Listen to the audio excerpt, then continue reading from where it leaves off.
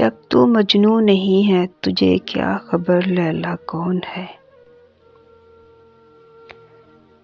بادشاہ وقت اپنے مصاحبین کے ساتھ کہیں جا رہا تھا، جب اس کے مصاحبین میں سے کسی نے اسے بتایا کہ عالی جاں، یہ جو عورت ابھی ابھی آپ کے قریب سے گزری ہے، یہ لیلا تھی۔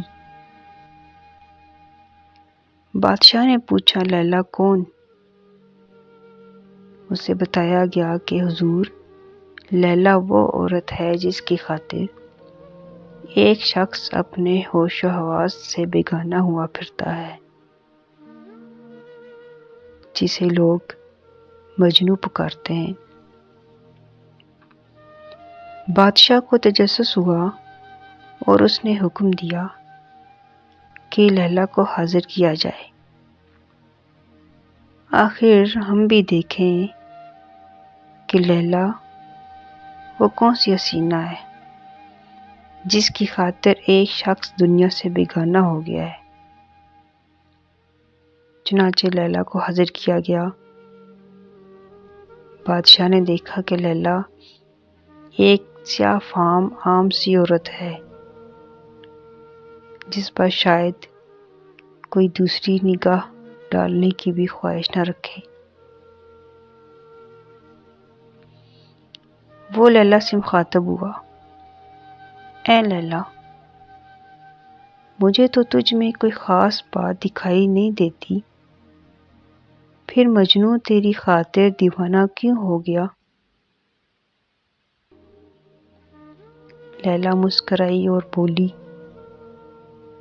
جب تو مجنوں نہیں ہے تو تجھے کیا خبر لیلا کون ہے۔ اگر میرا حسن و جمال دیکھنا چاہتے ہو تو مجھے مجنوں کی آنکھوں میں سے دیکھو،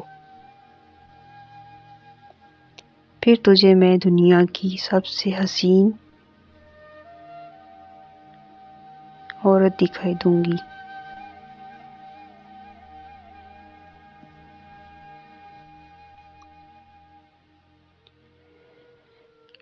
لہٰذا ہے میرے دوست، جس طرح لیلا کا حسن دیکھنے کے لیے مجنوں کی آنکھیں درکار ہیں، اسی طرح محمد مصطفیٰ صلی اللہ علیہ وآلہ وسلم کو دیکھنے کے لیے بھی عاشق رسول کی آنکھوں کی ضرورت ہے۔